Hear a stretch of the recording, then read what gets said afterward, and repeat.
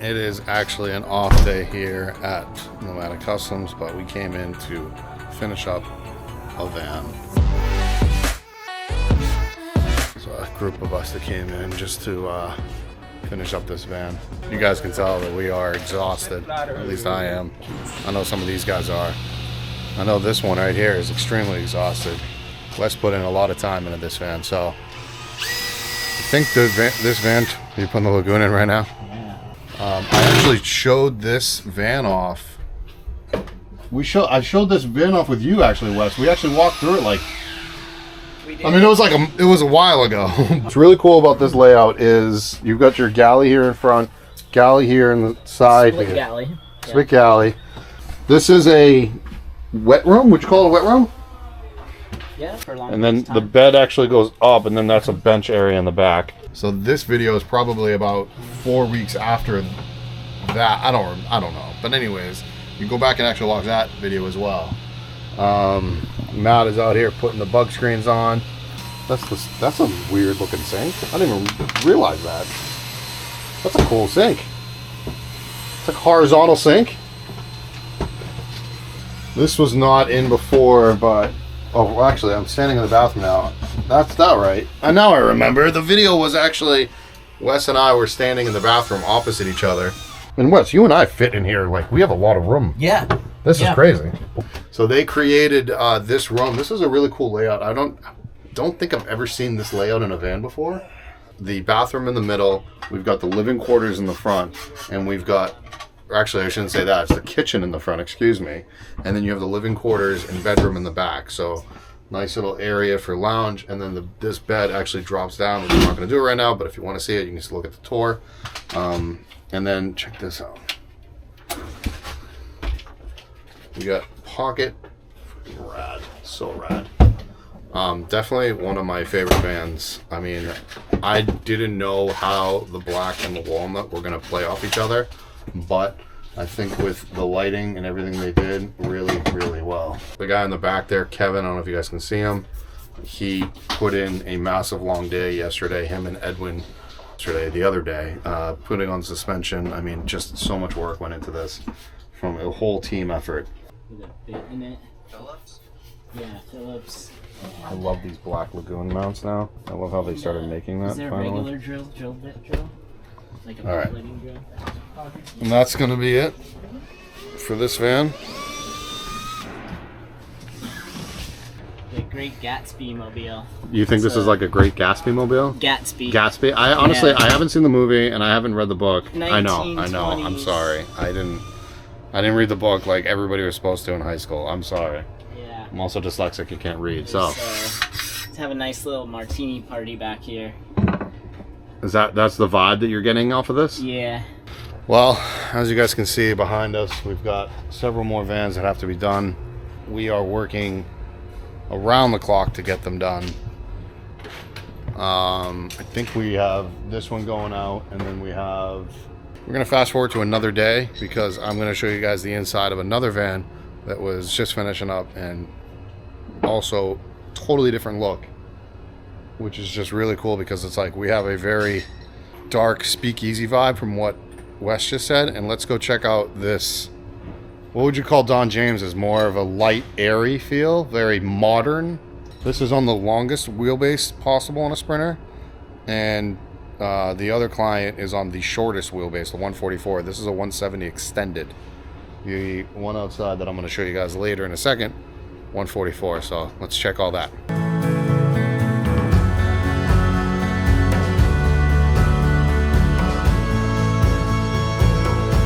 Alright, so technically I'm on the clock for Nomadik Customs right now. It is literally middle of the workday. Boom, there it is. Okay. So, Mark, I'm sorry that I'm filming my own vlog during your time, but I'm in your shop. So, before I go over to the other van that I told you guys I would show you, because you got to get two different perspectives of what our vans are, and they're totally not alike. They're so different. This is actually, I would say, mid-build. I don't know exactly where we are in this build, but this client is going to get their van. By the time this video comes out, this is going to be a lot further along. So, as you can see, carcasses are in, galleys are in, and the platform bed in the back. This is a massive shower behind us. I'll show this off again at some point. This is one of the ceilings that we do. This is vertical grain fir, which is what it's called. It has like a nice like orangey tint to it. It's beautiful. You can also do this with a white. You can paint it, or any color for that matter. You can paint it white. A lot of people do that. You can paint it. Well, it's not actually, we don't paint the vertical grain fir. We paint the shiplap, which looks identical to this, but it's painted. Anyways. What's up, Wes? What's up, Wes? A little loud. I thought the lights were on. This client is literally going to be here any minute now. We are 99% done with this van. I'm going to get the lights on. Yeah, we're good. Where's the switch? Right here. Oh, okay. Anyways, way different van. As you guys can see, this is way, way, way different than the van we were in earlier in this video, although I'm doing this on a different day. This client decided to go with more of a light tone, obviously. Very, very white in here. You can't probably see it unless I get close, but that's like a pattern that we use. Like there's a fabric in here that they wanted to use, the client, so we went with that fabric. Went with an ash wood. Really cool choice using an ash wood. We got a table that's going to go in here that's going to be on a pedestal that's going to obviously go up and down. It's not a lagoon. So this is going to be a dinette style. The table is actually it's actually the same material as this. This is like a fake marble, but it's a solid surface, really nice. Black refrigerator, obviously white cabinetry. These walls are like a vinyl. So you guys can see the difference of just whatever the client wants, the client gets. You know, the window rings here of ash. A little bit of a backsplash. I mean, huge sink. This is going to be where the Brava oven is. I mean, in my opinion, for a 144, it's a great layout. I'm not usually the biggest fan of the dinette style. However, it works with this layout. If I would have a 144, I'd prefer almost a platform style bed on a 144 Sprinter. It's really hard to like I can go over floor plans on reasons on why I would pick one over the other, coming from a person that has lived in a van for 3.5 years, and I've lived in 3 different layouts. So it's, well, I've also camped in several others, but for me, like, it depends. If I'm full-time, part-time, whatever. If I'm full-time, I kind of want the differentiated of spaces. So having, like, if I was to have a fixed bed, I would really need to have a really good, like, working setup or sitting setup. If I was, so having like this is okay, but you have to be okay with making the dinette go up and down every single time that you are, you know, daily. And some people are, some people aren't. All right, let me turn these lights off in here. She also did a really good job on this whole like design. So you guys get 2 very different contrasts. We had the dark with walnut, interesting, in this video, and the light with ashwood, crazy contrasts.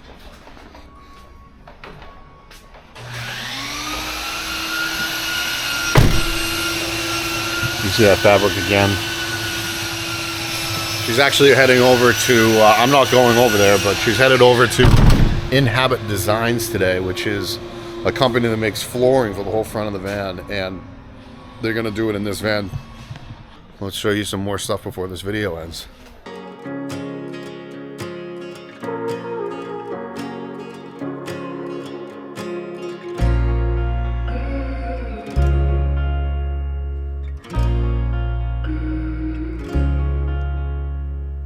We are at the Mecca of all Meccas, Brick Crosscut, which is a place here in Portland. I mean, and we've got all different types of woods here. This is some of my favorite stuff, walnut, obviously. Huge walnut fan, but they have literally everything here. From plywoods to all, I'm walking through cherry, rustic alder, maple, and then we got Mark. We're shopping with Mark right now. Mark is about to spend a lot of money on wood. So, can't say this enough, but go subscribe to the Nomadik channel because we're going to be doing a lot of not vlog style. It's going to be a little bit different. It's going to be kind of a mixture between a vlog and education, and it's going to be really awesome. Okay, I keep on saying that. I keep on reiterating that. Look at this Babinga. Look at that wood. Expensive. $19 per board foot. That's expensive, but it's worth it. All right, Mark, over under 3. Over under? Including paper stone. Oh, including paper stone? Okay, so not including paper stone. Well, paper stone, I would say we're gonna be somewhere in the like $4,200 range Paper stone, $1,000? with paper stone. Yeah. So people don't realize how much you spend on countertops, do they, Mark? Well, retail is like 15. So yeah, paper stone is pricey for sure. It's worth it, but it's pricey. People don't realize how much money I spend, period.